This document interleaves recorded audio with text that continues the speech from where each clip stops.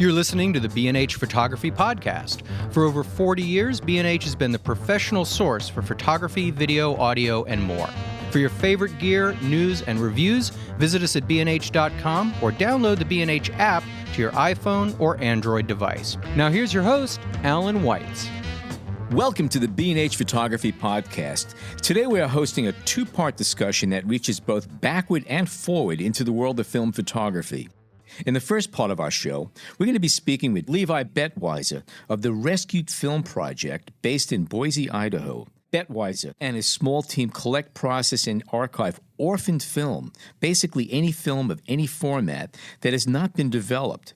Film arrives from all over the country, and they take it in. We will first ask why, and then we'll get into the specifics of how they obtain the undeveloped film, process it, and store it. In the second half of today's episode, we're going to embrace the other side of the film equation with Dick Haviland, proprietor of Film for Classics, a small operation located near Rochester, New York, whose motto is "Obsolescence is just a lack of imagination." They provide film for camera formats long forgotten by many, but still needed by a few, those that shoot 127, 620, 116, and other film formats. We'll be speaking with Dick about how he got into the business, how he obtains film stock, prepares it, and how he markets it. The world of film photography is alive and well, and we'll talk with two folks proving just that. But first, a reminder to reach out to us about your favorite new camera of 2016. We're going to be recording our Cameras of the Year episode, and we want to know your picks. Will it be the new Fuji mirrorless medium format, the new Hasselblad, or maybe something from Nikon, Leica, or Canon? Drop us an email at podcast@bhphoto.com. Or you can tweet us at bhphotovideo with hashtag bhphotopodcast. With Levi Bettweiser, the founder of the Rescued Film Project in Boise, Idaho. Welcome. Thank you. Thanks for having me. So I was watching the video the other day about your project. It's amazing. Could you fill us in? How did all of this start? Give us the whole background. Yeah, well, I started the Rescued Film Project about 3 years ago, just kind of as a curiosity hobby, I guess you could call it. I'm a film photographer, and I process my own film.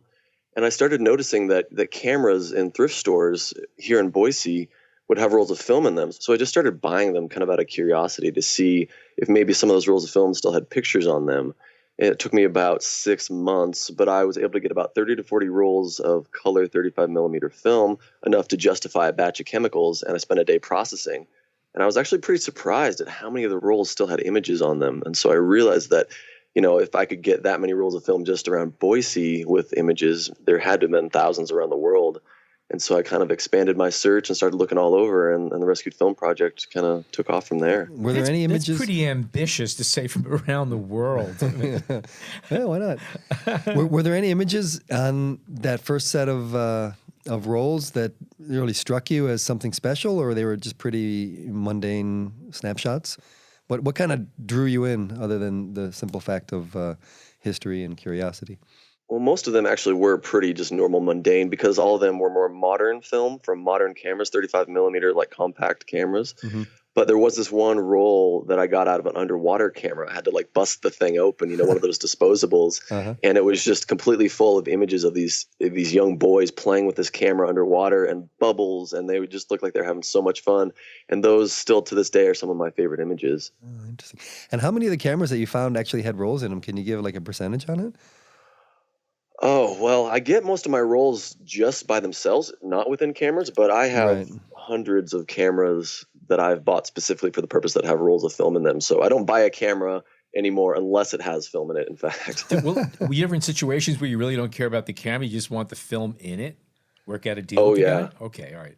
Yeah, I buy cameras all the time, only for the reason that they have film. And you know, sometimes I try not to spend too much money on it. Hopefully they're usually around $5 or $6, but I've spent $50 on a camera, took the roll of film out and tossed the camera in a box.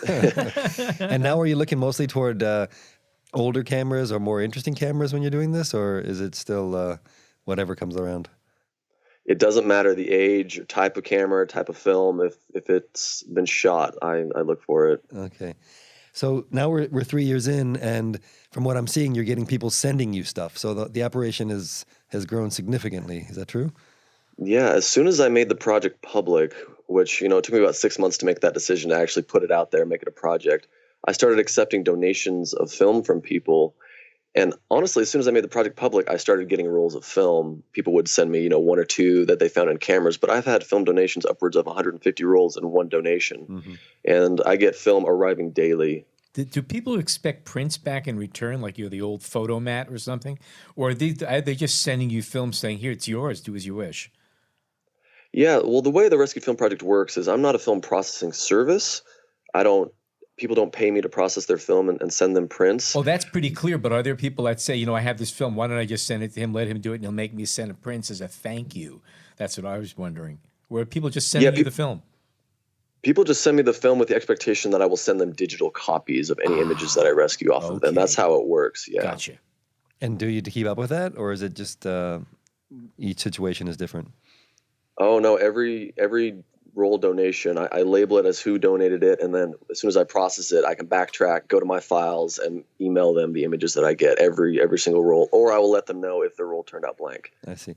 And then is this be turning into a commercial enterprise for you, or what's the goal, or is there a goal at this point? Well, I have a full-time job outside of Rescued Film. I'm actually a video producer, and so Rescued Film still is, and I hope it continues to just be a passion project. It has definitely taken on a life of its own, and I could spend 40 hours a week doing just this if there was any kind of income to it, because there's not. But I don't honestly ever really want it to be something that I rely on for income, because then I think it kind of loses its interest for me. I don't ever really want it to feel like work. I want it to feel like a passion project and hobby always. So I have thousands of rolls of film, and I could sit here and process film all day for a couple years probably and scan them in, and I wouldn't be done. And what's the what jazzes you? I'm trying to use one of Alan's phrases here, but is it finding that one image or that series of images that kind of depicts a moment in history, or a lost family moment, or maybe a greatly composed image? Yeah, people ask me sometimes if I'm looking for any one particular image, or the Kennedy assassination photos or something like that. But I'm really not in this to find any particular types of images. I'm rejuvenated and re-energized every time I pull a roll out of my film tank and there are any images on it. It's a little disheartening when I get a blank roll, which happens constantly. But as soon as I get one roll, even with one image on it, it kind of rejuvenates me, and I'm excited. And it doesn't really matter the context of the image, because I feel like they're all important, because that moment was important enough for someone to take a photo of. And so to me, I feel like it's an important image. What's the most aha photograph you've ever found or come across? Anything just totally blow you away? I've got so many different types of images. I've got images of President Eisenhower. I've got images of the Apollo 13 landing that was shot on someone's TV. I've got images of birthday parties and fishing trips and vacations. I've got so many different types of images. I'm not as surprised anymore by anything that I get, or at least I don't think I'll be surprised. I'm sure every batch there'll be another image I'm like, wow, look at that. That's amazing. But I don't go into it expecting that, I assume that everything is going to be pretty mundane, and then that way when something a little bit more incredible pops up, I guess I'm a little bit more surprised. And how do you archive? Have you developed your own system in order to retrieve images, and based on the type of shot or the location or the dates? How does that work for you? Well, I've got so many images and I don't have a ton of time. So right now, when I archive images and negatives, I pretty much just organize them by where they were sourced. So that would either be like the state or the country or the name of the person who donated the roll. And it's just all organized that way. Okay. Are you getting calls from anybody about they're looking for certain pictures of certain eras, that snapshot kind of pictures for any kind of commercial or corporate application?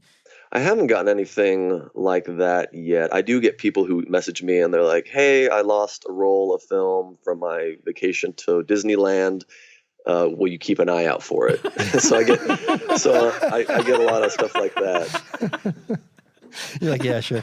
Yeah, I'm like, well, just maybe just keep an eye on the project, and if I post one, then let me know if it's you, because that's kind of the goal. Yeah, that's funny. And have you developed relationships with people who send you or continue to send you stuff? Yeah, I do. Whenever I get a roll donated and I know that the person has a personal connection to the images, for example, someone has donated a couple rolls of film after the mother passed away, and they were probably shot in the 50s. And this gentleman, I think he was in his 60s or so, And he said that once I sent him all the images, there actually ended up being photographs of him as a child. And so I sat with him as he kind of described over the phone what the images were of. And he was like, oh, that was my buddy from down the street. And oh, that was my sister. And that was in front of my house. And obviously he'd never seen these photos that were of himself that his mom shot. That's great. Forever ago. That's great. And what about, well, do you ever turn things away, or do people send you, let's say, a set of prints already, and you say, listen, that's not what I'm doing here. It's just about undeveloped rolls of film, or are people following the rules? I don't know how to ask this question, but no, I know what you mean. Yeah. Almost every day someone emails me and says, I've got all these negatives, or I've got all these photos from my, uncle or my grandfather who was in World War II. And they're like, they know they're important, but they have absolutely no idea what to do with them. And they try and give them to me. And unfortunately, that just is not what the Rescued Film Project is about. And if I took every print that someone wanted me to, I would have boxes and boxes and boxes. So yeah, unfortunately, I have to turn those people away, but I encourage them to kind of curate their own collection and to scan them in and archive them and share them. But yeah, just yesterday, actually, someone mailed me, I got in our P.O. box, Rescued Film P.O. box, I got like 20 Polaroids that someone found like in the street after a flood. And so I reach out, there's a donation form, and hopefully they'll fill one out so I can reach back out to them and see what they want me to do with them. I can send them back. But yeah, I just don't have the time or the resources to archive that kind of stuff. Right. And what's the oddest format that you've gotten, and to follow up on that, do you process all different formats at this point, or what do you work with? So I've probably received every type and size and emulsion type of film that you can imagine. Probably the most unique stuff that I get is the sub-miniature film from the spy cameras. It's a little like 8mm film, but it's for still cameras. And so I get quite a bit of those. Well, not quite a bit. I've been getting more of those lately, but that's probably the most obscure thing I get. And in regards to my film processing, I can process most types of film, but I am still just using a pretty basic at-home setup. Mm-hmm. So for the things like the Kodachromes and the E4s and things like that have to be cross-processed as black and white and have like the remjet removed and that kind of a thing. I work with partner labs in Portland and one in Canada to help me process that stuff. And what's the scene like in Boise? Are there labs still up and running that you can deal with, or do you have to send everything away? There is one little lab just up the street from me, actually, that can process things like Advantix APS film, but there's still a pretty basic lab. I can do everything they can do, so I rely on them once in a while to just kind of help me get through my backlog. Mm-hmm. But as far as I know, there aren't a lot of labs here in Boise. I think most places actually still ship them off to other labs outside the state. The video that you put together when you initially started to raise capital for this project, you're talking about 1,200 rolls of film, and they were in meticulously wrapped packages, and they were wrapped in tin foil or aluminum foil and tape with labeling all over. How far did you get with that? What's the story with that batch of film? That's amazing. Yeah, so these 66 bundles of film that you mentioned, I acquired about 2 years. Where'd you get them from? Well, I actually bought them through an auction, and it was sold by the family of the photographer, if you can believe it, to me directly. And so I just purchased the film outright. And it was honestly about 2 years ago, and I sat on it and I kept it in cold storage for about a year because honestly, I didn't know what to do with it because I knew if I started, I wouldn't be able to stop processing it. Nobody's going to see you for 7 months. Yeah. Yeah, no, like 7 years, to be honest. Yeah, I mean, we estimate it's about 1,200 rolls. We don't know yet because I haven't opened all the bundles. I still have about 22 to go. And I'm still working on it. The funds I raised, and honestly, I try to avoid crowdfunding, but for this one, I just had no other choice. I raised and I partnered with a lab in Portland called Blue Moon Camera, and they are actually processing the film for me because they can do it full time and they have a full staff.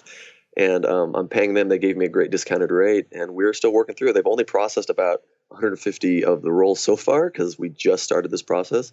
But we're working through it. I'm looking at a stack of negatives right now that they sent me from the processed film that I need to start scanning in. So, and this is all taken by one photographer in one locale. Is that correct? Yep, one photographer. They are all primarily photographs of his children in the 1950s, and most of the images are around their house in East Chicago, Indiana. So whether that's within their living room or in their front yard while the kids are, swimming in the swimming pool, or on their front sidewalk as the kids are playing on their bikes and on the tricycles. And they're not, once again, they're not some amazing historically significant images, but they are really incredible snapshots of that era and that time. I love this idea. I love the idea. I mean, yeah, like you said, it's mundane stuff, but because it's a collection, it's a moment in time. To me, it sounds like a great possibility for a show. And I guess to follow up on that, do you have any interest or ideas in putting together gallery shows or anything along those lines? Yeah, we've done a couple gallery installments, some here in Boise, one in Kansas, and I was contacted by someone else in like Finland, but I don't honestly have time, and right now my main focus is literally just finding film and processing it and rescuing the images. What the project is outside of that, I don't really focus on too much in regards to like the website and books and things like that. Like I know that pretty soon all this film is going to be gone, so I'm just focusing on getting the film. Once I kind of feel like I've gotten to a point where I've processed and there's not as much film out there, I'm going to focus more on the actual gallery and the presentation of the project to any capacity. Right. Well, will that day ever come? I mean, film is going to keep coming in, right? Isn't that the idea? Well, I imagine, but I mean, a lot of these rolls are 50, 60 years old, and I imagine people, if they don't know about the project, they're just tossing them, or the film is just degrading fast enough that I'm not going to rescue images on them. And how do you prioritize what you process first? Is it the state of degradation, or maybe something's very interesting to you based on location or date or format, or how's that work? It's really just based on emulsion type, the format of the film. And so, for example, a couple weeks ago, I processed E6 slide film because I had quite a bit of that sitting around. So next time I'm not going to process E6, I'm just going to move on to maybe black and white and then maybe C41. I just try and it's because I've got hundreds, if not thousands of rolls of each type. Of black and white, I've got hundreds of rolls. Of C41, I've got hundreds of rolls, and I can't process all of them in one batch. So I just kind of alternate and go back and forth just to kind of hit each emulsion type. And what would be, I mean, for you at this stage then, what's most important, getting more film sent to you or getting, let's say, the supplies you need to do this work and donations? I mean, if we had to reach out to our audience, which I guess we are to some degree right now, what's important for you at this moment? Well, getting the film is the most important. You do understand that you're going to be inundated with hundreds of rolls of film after this podcast goes out. Well, at least for me, anyway. Hey, I'll take them. I no matter what, I'll take them. I can't guarantee I'll have a really quick turnaround to get them all processed, but I will take them and keep them safe in cold storage until I can get to them. So that is, I mean, the film itself is the most important, but it is extremely helpful when people either donate money or processing supplies to the project. Everything besides the Paul film that we already talked about is personally funded by myself. And so the cost of chemicals and the cost of, film reels and tanks, it comes directly out of my pocket. So it's extremely helpful when people donate supplies as well. Where do people go to donate if they want to help you out? Where do they go? Well, I actually did set up a whole wish list on B&H itself. And so there's a link to that on our website at rescuedfilm.com. There's a tab that says contribute, and on there's a link to that wish list. There's also a direct link to donate to the project. And we'll put that link on when we put a blog post for this podcast as well. Yep. Which I didn't even realize you had that wish list until I think just yesterday. So that's, hopefully we can help in that way a little bit. So it sounds like you really feel a time element, like you really feel that there's a window where you need to get material where it's not going to exist anymore, or I'm sensing kind of an urgency in your voice when you say, get me this film as quickly as possible. Is that the way you feel? Yeah, well, I know that, people don't really shoot on film anymore. And if they do, it's more for stylistic or artistic purposes. Mm-hmm. And so these rolls of film that were shot just for, whatever purposes for documenting everyday life, those aren't really around anymore. And I know that the cutoff date really probably was, maybe the mid 90s, late 90s, that people just shot these. And so I know that it's basically going to dry up. Like the film isn't going to be around anymore. People are either think they can't get it processed and they're going to toss it, or they're going to hold on to it forever because they know it's important, but they don't know what to do with it. And so I know that the film is going to go away in this capacity. So I'm trying to gather as much of it as I can and kind of hold on to it. Even if I can't process it for 3 years, I'm going to get it now so that I have it and I know it's safe and I know that it's going to be processed. Is there any chance that, say, 30 years from now, you're going to find yourself reaching out again for help with the rescued hard drive project in Boise, Idaho? Rescued flash drive. Yeah. Your flash drive. Yeah. That is probably not a project I'm going to take on. Not as romantic. There's the something unique very unromantic about that. I don't know. Just a garage full of hard drives. I don't know. Well, yeah, and the really unique thing about rescued film is these images have never been seen by anyone but myself, primarily. That's interesting. Until That's I put them out correct. on the web. So when I process this film, I'm the very first person who has ever seen that photo, and that includes the photographer. The photographer's only ever seen the shot framed up in a viewfinder or rangefinder.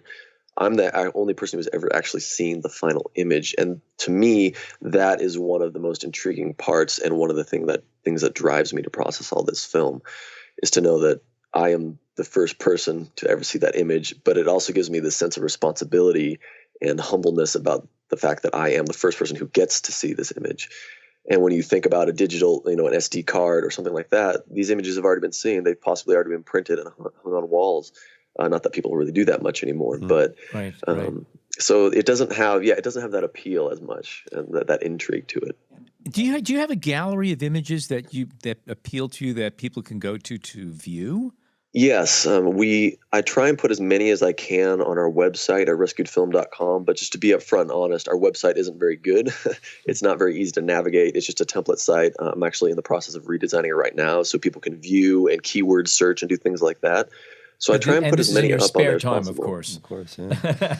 Everything is in our spare time. Yeah, I mean, someone actually has volunteered to help me redesign the website because that's outside my skill set. But Nice. yeah, everything. So I get up, I've got to be at work at least by 9. So I'll get up at 5 or 6, work on rescued film till about 7, Wow. 7:30 or 8. Good for you, man. That's Go to great. work, and then I'll come home and I'll work on rescued film pretty much every night to some capacity, whether that's editing photos or scanning photos or opening and cataloging film. And then on weekends, not every weekend, but at least once, a quarter or once a month, I'll spend, a 14-hour day processing. And do you And have then that'll anybody give me- working? I mean, you mentioned somebody for the website, but do you have friends, helpers, anybody that comes on board with you? Or is it all you? Primarily, everything is done by myself. I do have a couple volunteers who help with our social media, our Instagram account, things like that. I've had some volunteers come to help unpack that Paul film, as we talked about. But pretty much it's all myself. Have you made any big prints? Anything that you put on the wall behind you for inspiration? Yeah, like I said, we have had a couple galleries, and from that I've gotten some big prints, some big 3x5 foot prints that I just kind of scatter around my house and just kind of put up as inspiration. Yeah, I love seeing them in that capacity, knowing that it was some tiny obscure roll of film and it has now become this kind of art print. Yeah. Have any of those large prints sold at the gallery exhibits you've done? We haven't sold any prints at the galleries themselves. I do have an Etsy shop where I curate and I pick some of my favorite images and I do kind of high quality art prints, usually no bigger than 8x10 because I have to ship them. Right. But if someone wants a custom image, we'll print them for them. They're not darkroom prints, they are inkjet prints, but they are very high quality, done at a boutique printer here in Boise. So if somebody wants to skip town and like create a whole new identity in a place where nobody knows them, you're actually a good source for pictures to put around the house. Yeah. Yeah, if they want to create their own identity. You just create this whole history. To create a new identity, Yeah, that's my mother's side of the family, and that's my father. We'll talk about pricing, yeah. And in your own work on the side, in your video, do you say you're a producer? Do you shoot digital video, I guess, right? Or what do you- Yeah. Everything I do is actually fitness related. I do fitness content for workouts and nutrition and things like that. And how about when you shoot still photos, film or video? For still photography, I shoot primarily on vintage film cameras, and I primarily only do fashion and creative portraiture, I see. which isn't very common in Boise, so I don't shoot that much. Oftentimes I'll just shoot for myself, and I'll go out and I'll curate a shoot and do it just for kind of creative inspiration. This may be so far down the line that it's hard to think about at this point, but when you amass something like this over time, it can create value and even as an archive or even as a collection in itself. And I hope that you're able to kind of keep going, and you never know where something like this can turn into. And obviously, some great projects start as passion projects like this, and to me it's very interesting. I've worked in similar arenas and have some historical societies where they've had undeveloped film, and I went through it and on smaller scales, but I really appreciate what you're doing. So I hope in 25 years we can talk to you again and see how this thing is developed. Yeah, no, I greatly appreciate it. Yeah, I don't really have any grandiose plans for the project, but I do know that I want to make it available to the public in a capacity where they can search and add their own research and really interact with it, and hopefully reconnect the images with the people they belong to. Mm-hmm. Yeah, that's Good stuff. Yeah, that's kind of an ultimate goal, it sounds like, for you. It's pretty personal. Yeah. But I love the idea that how you mentioned, you're the first one to see it. And in some ways, that's kind of at the heart of what photographers want to do and be. It's all about kind of, I don't want to say owning an image, but making that image yours. And here you are, it's someone else shot it, but it's yours now. So that's...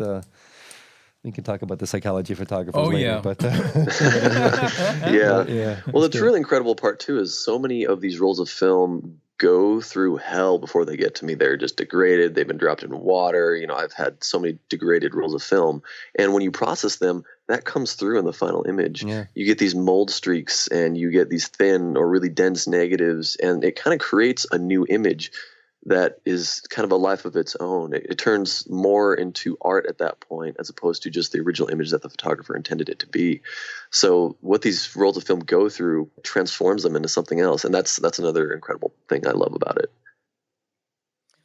Just a fast little anecdote, which maybe we'll include in this or not. We can cut it out if need be. But some years ago, a family was selling their farm out in the Midwest somewhere, and it had been in the family for 4 or 5 generations. And up in the attic, they found a Kodak Brownie that had belonged to their grandmother, and there was film in it. And they had their mind to send it off to Kodak, and Kodak took a look at it and said they think they could help them out.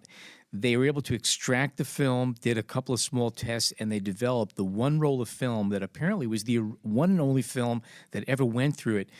It was an exotic thing when this came out, and what she did was when she got the camera for her birthday when she was, 9 or 10, she got everybody out on the front steps of the farmhouse, took a picture of the entire family, and the only other time the camera was ever used was when somebody graduated or there was a wedding or a birth, and all of them were just the whole family on the front steps of the farmhouse, and the camera just went away. So Kodak was able to salvage the film, develop it, and they got the names of all of the surviving members of this family and gave them each a leather-bound album of their family history going back to their great-great-grandparents, which I thought was pretty cool. yeah.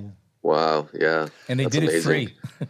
That actually reminds me of another anecdote, which I doubt we'll include in the thing, but I'll mention it because I'm so interested. Is several years ago, I curated a short documentary festival, and one of the films that we included was called A Beach Near Belfast, and it follows a similar story where somebody found, it was an 8mm cinema roll that they found in Paris, and the filmmaker took out the roll, went to Kodak, got the information that he could find it, and tracked down the people. And it was a family that shot it on basically a generic beach in Ireland.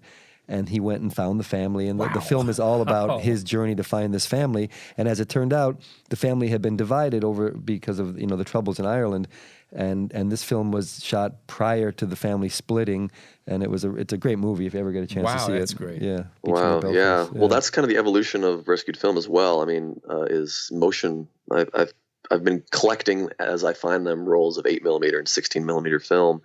And I've got several cartridges, a couple dozen so far that have just been piling up. So when I get a little bit more time and money, that's how I'm going to kind of evolve into motion film. And these are unprocessed also? All unprocessed, Okay. yeah, all unprocessed. And so at this point, that's all you want is unprocessessed stuff. Unprocessed film, yep. wanna be the one. Unfortunately, I don't accept anything else. I don't take negatives or photos or People have sent me VHS tapes. I don't know what to do with those. I got some laser discs, maybe. Yeah. For our listeners who'd like to help Levi Betweiser, the founder of the Rescued Film Project, move along, there is a wish list at bnhphoto.com where you can go and buy and donate supplies, and we're going to supply a link to it on our website. Or you can go directly to rescuedfilm.com and take a look around for yourself. It's a terrific project, and the energy is wonderful. We hope you're enjoying this edition of the B&H Photography Podcast. Send us a tweet at BHPhotoVideo, hashtag BHPhotoPodcast.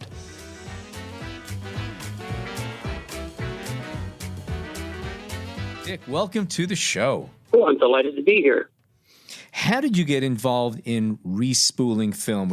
And again, I'll back up again, that there are a lot of camera formats, film formats that used to be around if you go back 50, 60, 80, 100 years ago that aren't available anymore. And with digital coming about, there are fewer and fewer films available in fewer formats.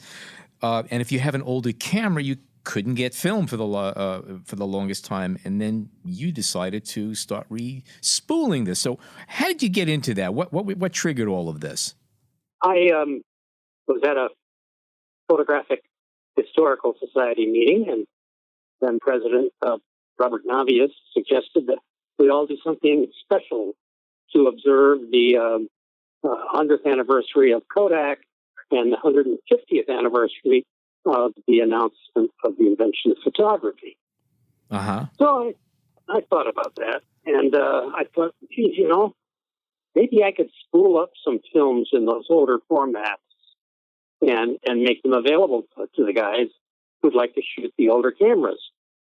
So I started out on a small scale. I had all of my friends at Kodak tell me I was crazy, that it was a technical impossibility for me to do that without having available to me all the technology that was available to a manufacturer. But I never did listen too well, so I tried it. I bought what paper I could get on the open market. It was actually called box wrap.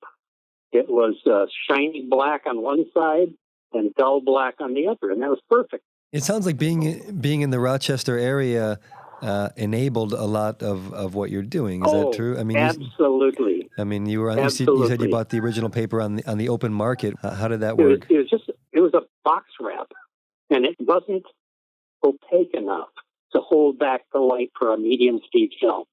It worked all right for the low speed film, but when you put it on a light box, you could see the little pinholes of light coming through.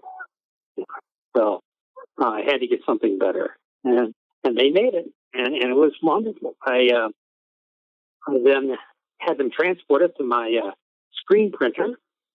He sheeted the roll with the proper lengths, and then screen printed it with 18 different film formats. Oh, wow. Across the width of the roll. How did you get your name out there? How did people find out about you? Well, it turns out that Popular Photography heard about me and interviewed me for an article. And about what year was this? 89. Okay. I also got a lot of calls from the Kodak Information Service because they had agreed to tell people that I existed and how to contact me. Okay. So they'd call in and they'd say, "You guys still making the 116 film?" No, Kodak said, "We stopped making that a long time ago." Well, where can I get some? Well, there's this guy in Honey High Falls, and if you give him a call, he can probably help you. So they were pretty supportive. That's the way it went. That's good. So a lot of the referrals came from there at first. And at this stage, was it? Did you realize it could be a sustainable business, or were you still putting more money in? Sustainable in quotes. Right. It paid for itself and left a little in the kitty. Gotcha. It never was a barn burner of a business. Right. And basically, I wasn't set up to do a barn burner business. Mm-hmm. I would have had to have additional space, additional equipment, additional help. And I was happy with the volume I was doing, and I just left it ride that way. So anyway, sooner or later, the various photo shops around the country picked up on me and had a little thing in their file. When a customer asked for one of those films, they'd pull it and say, "Here, contact this guy over in New York. He can probably help you." So that's the way I got started. And then B&H picked up on it and offered to sell that film to their customers. And I know I discovered you when I was doing a retro camera test on a 1936 Kodak bullet camera. It's 80 years old, and I knew the film was 127. It was discontinued, but I saw that we still carried it on our website, and that's when I went down to our buyer, and I said, "Where are we getting this stuff from?" And he goes, "Oh, guy up in Rochester, Dick Haviland." So, and that's how we established a relationship. But I just thought it was pretty wonderful that somebody really cared that much to make it possible to use Uncle Jake's camera, that hasn't been used in 50 years. It has been a labor of love over the years. It must be. There's times when I wondered about my sanity. And I'm sure other people wondered about it as well. I mean, when you were starting this, it was still the film era, and I don't think that the people at Kodak or anywhere else really could foresee the future in terms of the digital technology that would take over. Can you kind of describe how it turned and how things changed when, not too long later, the film industry is falling apart? People are turning to digital. Was there a kind of a real quiet time, and now you're seeing it pick up again, or is that? In terms of the volume of my business, no, I didn't see the turn. Oh, that's interesting. No, that's just my customers aren't techies. Yeah, they're not into the latest gizmos. We had a few contacts with people like the museum in Chicago. This was the Chicago Field Museum that you're referring to. They asked me if I could produce some film for a 123 folding camera, which was the first one they used way back when to photograph their work at Machu Picchu. And they were going to go back again that year, and they wanted to take that camera and some film that would work in that and repeat some of the photos. When we met up at your home a few months ago, you were telling me a story about William Christenberry, a photographer who used your services, and we just found out he just passed away a few days ago at age 80. And he was working on a project. Yeah, I had to break the news to you this way. But you actually worked on a project with him. Could you tell us a little bit about it? Yeah. What he was doing was going back to his home state of Alabama. Over a period of 30 years, he would visit and photograph areas where he grew up, especially older buildings, and show how they changed in function and how they changed in condition until they were, just completely swallowed up by the growth around the buildings. So he has this sort of 30-year look at these neighborhoods in Alabama. And that was just, one facet of his career. But it was the one where he used my 620 film, the 620 film that I sell, and he would photograph those, and then later on he even make three-dimensional representations of some of the buildings, and those became part of his show as well. And he did two-dimensional artwork as well. So he was an all-around artist. Interesting. Photography, painting, sculpture, whatever. Was it the same camera that he had been using for years? Is that one of the reasons why he wanted to use that same film, or is it different cameras? I don't know if it was the same camera, but it was. They were all 620. So it was a consistent look that he wanted about the pictures, and that's why I stuck to the film. Okay. Yeah. I took him, when I visited him once, I took him a folding version of that 620. He had been using the box, and I had a folding version of that, so I took that and gave it to him, and I told him to make him a little easier to pack. And he appreciated that. He says that he was getting older and he really didn't want to carry more than he had to. So for how long of a period of time was he a customer of yours? For about 5 or 6 years. I see. And he invited us to an exhibition that he was curating for the Smithsonian. So we were fortunate to go down there and have him as our personal guide. Oh, that's great. Through That's the neat. show. Yeah. Just wonderful. Wonderful man. His wife, too. She was just a very warm and gracious person. Well, thank you for sharing that with us. We Yeah, appreciate sorry we had to that. break that news to you over the interview. And do you know of any of his work that was specifically shot with your film? I mean, any image, or did he? I can't be sure which ones were shot with my it's film. No. hard to know. Yeah. Yeah. And I know that sometimes he also worked with an 8x10 view camera. Mm-hmm. And the camera that you brought to him, what model was it? Do you know the brand or the model? Do you remember?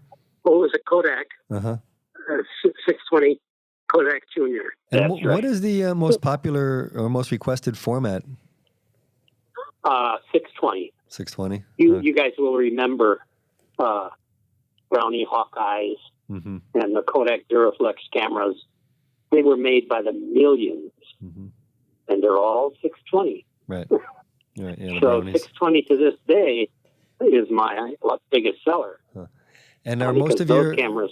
most of your customers are individual photographers or institutions? Well, I guess now you sell through retailers, but Yeah. is it fair to say that most of them are individual hobbyists or? Yes, for the most part, that's true. Okay. I still do an occasional university art program where they wanted to make the film available for their students or, Mhm. that sort of thing. But that really was the exception.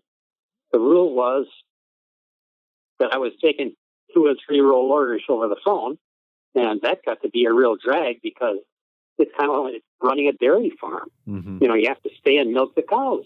Yeah. I couldn't go anywhere. So I was looking for a way to get somebody else in the distribution seat. And that's where B&H has helped me tremendously.